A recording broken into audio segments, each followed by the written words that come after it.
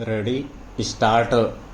जेब में रखे बटुए में इन दिनों शायद एक सशक्त मूक क्रांति चल रही है। सदियों से राज कर रहे कड़क रौबीले और स्वाभिमानी कागजी नोटों के साम्राज्य को चुनौती मिलने ही वाली है। चमकदार, चिकने और कभी ना टूटने वाले जेन जी टाइप के पॉलीमर नोट बाजार में आने के लिए पंख फैला रहे हैं। यह सिर्फ दो प्रकार के पदार्थों की लड़ाई नहीं, बल्कि दो पीढ़ियों, दो विचारधाराओं और जीवन जीने के दो अलग अलग सलीकों के सन्निकट महायुद्ध की मुनादी है। लगभग वैसा ही संघर्ष जैसा झुंझलाई हुई जेन जी और हताश अनाम प्रौढ़ पीढ़ी के बीच चल रहा है।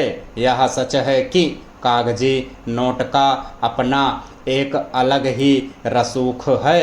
जब वह बैंक की खिड़की से नया नया बाहर आता है तो उसकी कड़कड़ाहट और उसका करारापन देखते ही बनता है।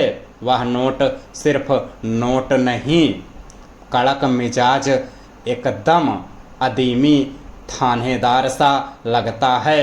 उसकी इसी कड़कड़ाहट पर दुनिया फिदा है। शादियों में जब तक नोट करारा ना हो मज़ा नहीं आता। पॉकेट से नोट निकालते समय होने वाली चरचराहट सामने वाले को आपकी आर्थिक हैसियत का एहसास करा देती है। कागजी नोट के साथ दिक्कत यह है कि वह बेहद भावुक और तुनक मिजाज होते हैं। जरा सा पानी क्या गिरा वह आंसू बहाकर गल जाते हैं। अगर गलती से पैंट की जेब में रहकर वॉशिंग मशीन में डुबकी लगा आए तो अपनी पहचान खोकर लुगदी बन जाते हैं। उसे सहेज कर ऐसे रखना पड़ता है जैसे कोई नवजात पपी।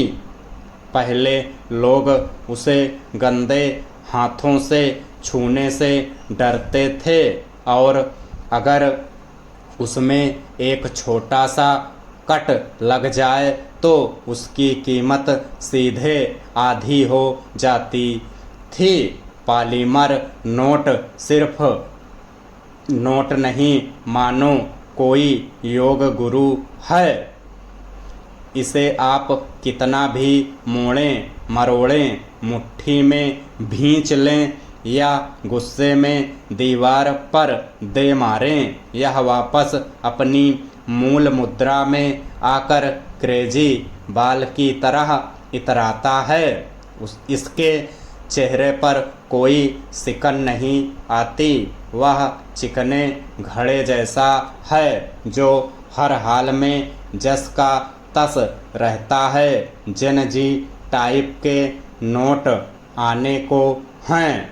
पॉलीमर के नोट आते ही कागजी नोटों का अहंकार चूर चूर हो जाएगा। कागजी नोट गर्व से कहता है, मैं करारा हूँ।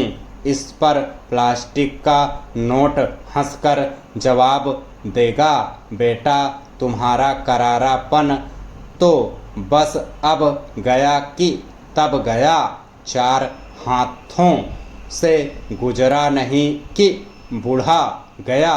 मैं 100 हाथों से गुजर जाऊं तब भी ऐसा लगता है जैसे अभी अभी ब्यूटी पार्लर से निखर कर आया हूँ।